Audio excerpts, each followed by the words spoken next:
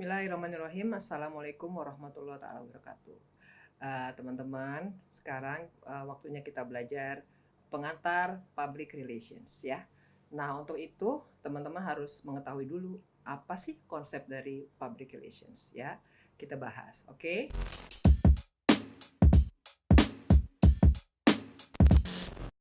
Oke, di sini kita sebelumnya kalian harus mengetahui dulu definisi public relation. Apa sih yang dimaksud dengan public relations ya? Nah, public relation merupakan suatu kegiatan yang dilakukan dengan sengaja karena sudah direncanakan, kemudian dilakukan terus-menerus. Kegiatannya bisa berupa evaluasi, kemudian perilaku publik, mengidentifikasi kebijakan dan prosedur, atau kegiatan lainnya teman-teman. Yang mana kegiatan tersebut kebanyakan berisi pengiriman, yaitu pengiriman pesan yang sebagaimana kalian ketahui ya dalam unsur komunikasi.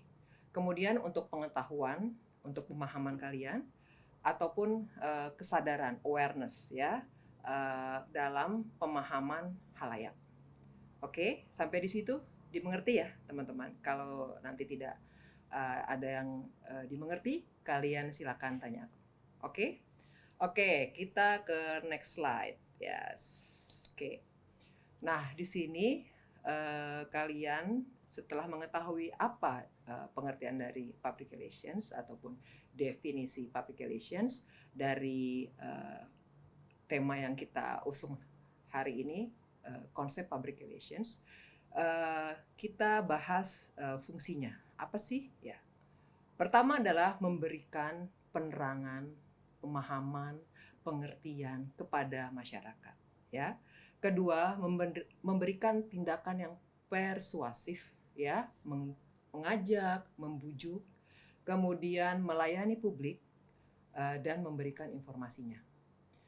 Selanjutnya, menciptakan komunikasi dua arah, two-way communication, untuk memperoleh feedback yang baik dan memberikan informasi dari organisasi kepada halayak. Kemudian membina hubungan yang harmonis, mutual understanding di antara keduanya, antar organisasi kepada halayak, atau di sini disebut juga publik ya teman-teman. Baik internal di komunikasi organisasi di dalam maupun eksternal di luar. Oks, sampai di sini dimengerti? Oke, selanjutnya kita ke next slide. Nah, di sini kita akan mempelajari peranan public relations apa aja, ya. Oke, nah menurut para ahli, di sini aku ambil menurut Dozier and Broom, ya, di bukunya Bapak Rosadi Ruslan tahun 2008. Peranan PR ataupun public relations ataupun humas hubungan masyarakat dapat dibagi menjadi 4 kategori teman-teman. Pertama adalah as a expert prescriber ya, artinya sebagai penasehat. Kedua adalah sebagai communication facilitator ya, sebagai fasilitator komunikasi ya. Kemudian selanjutnya teman-teman ada proses pemecahan masalah ya, atau disebut juga problem solving process facilitator ya. Kemudian terakhir adalah teknik komunikasi ataupun communication technician. Oke. Nah, sampai di situ menurut para ahli tentang peranan public relation. Oke, kalau ada pertanyaan nanti ya kita bahas. Selanjutnya ya. Selanjutnya kita ke ruang lingkup public relations. Nah, ruang lingkup yang tadi aku sampaikan di slide sebelumnya adalah internal dan eksternal. Kita bahas dulu internal. Internal adalah ruang lingkup yang dilakukan oleh praktisi public relations kepada sesama anggotanya pada suatu organisasi ataupun suatu perusahaan, teman-teman. Oke ya, dimengerti ya. Jadi di lingkup dalam ya, komunikasi organisasi antar atasan bawahan ya, antar teman sejawat ya, itu ya pengertian dari lingkup internal. Kemudian lingkup eksternal. Praktisi public relation menghubungkan dengan menciptakan antara organisasi dan masyarakat, ya, dalam hal ini adalah publik. Itu eksternal, ya. Jadi ada internal dan eksternal. Kalian bisa pahami itu ya. Ingat ya, halayak public relationship itu juga lain nih teman-teman ya. Nanti kita bahas pada tema selanjutnya. Oke? Itu namanya stakeholder public relations.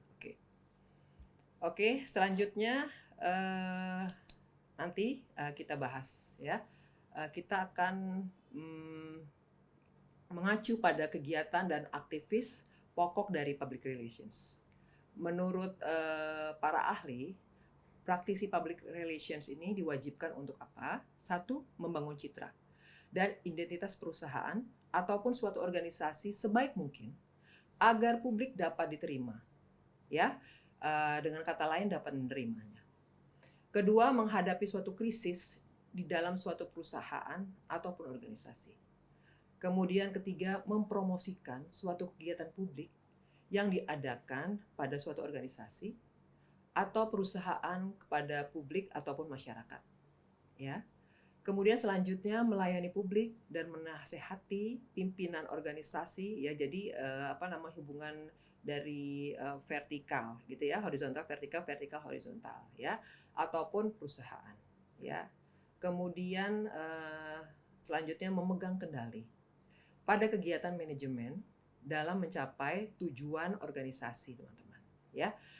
Dalam hal ini adalah visi misi suatu organisasi. Oke? Ya, oke. Kita ke berikutnya ya.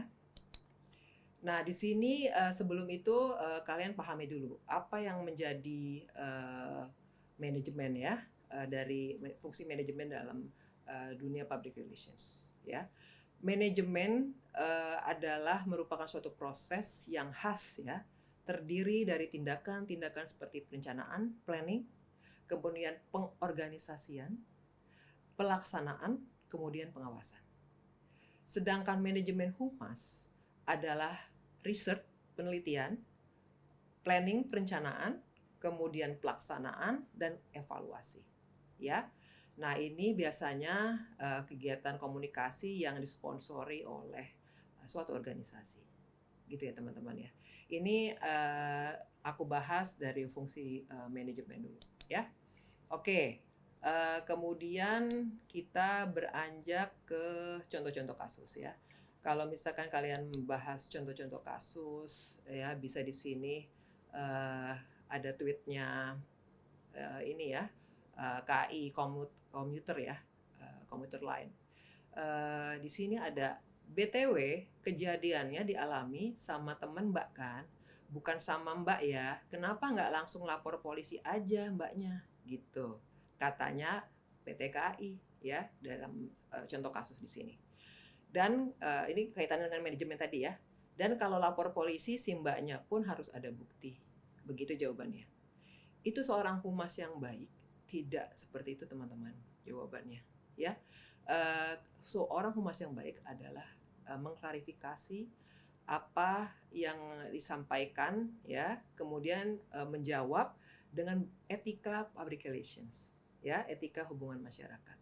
Nah, di sini kasus tersebut ya adalah pada tanggal 4 Juni 2021 ini pada akunnya Zarala ya, mengunggah video yang berisikan pelaku pelecehan seksual yang dialami oleh temannya di kereta tujuan Cikarang ya. Oleh temannya disebutkan bahwa di sini akunnya Zarala itu meminta pihak komuter lain untuk menindaklanjuti kasus tersebut ya. Akan tetapi admin yang memegang akun Twitter komuter lain membalas yang seharusnya tidak dilakukan oleh seorang public relations ya, dan bertolak belakang sekali ya teman-teman ya dalam hal ini. Yang tadi aku sampaikan harus memenuhi etika public relation ataupun hubungan masyarakat dalam menjawab ya. Sebaiknya sih yang menjawab admin itu adalah, biasanya menjawab itu adalah public relations ya, bukan admin yang bukan public relations. Nah, akhirnya beberapa hari kemudian dijawab ya. Twitter komuter lain menggugah sebuah klarifikasi dan permintaan maaf yang telah terjadi di kereta. Ya, KAI komuter juga akan terus mendampingi korban serta memberikan sejumlah bukti yang diperlukan korban untuk laporan polisi. Nah, sampai di sini teman-teman, ada pertanyaan kah? Kalau nggak ada pertanyaan, nanti teman-teman aku tugaskan ya untuk mencari contoh-contoh kasus ya yang lain yang berkenaan dengan konsep public relations tema kita hari ini ya. Bagaimana sih manajemen seorang public relation baik lingkup internal maupun eksternal. Gitu ya. Nanti kalau misalkan sudah selesai dalam seminggu ini, minggu depan kalian bisa presentasikan, kemudian kita bahas ya bagaimana seorang humas yang baik ya menindaklanjuti khususnya dari kegiatan dan aktivis pokoknya di sini SOP-nya ya untuk membangun citra dan identitas perusahaan, menghadapi suatu krisis, kemudian mempromosikan ya suatu kegiatan, melayani publik, juga memegang kendali ya. Yang nomor 5 ini adalah pada kegiatan manajemen dalam mencapai tujuan organisasi ataupun perusahaan. Oke, teman-teman, sampai di sini perkuliahan kita hari ini. Oks, semoga bermanfaat. Assalamualaikum warahmatullahi wabarakatuh.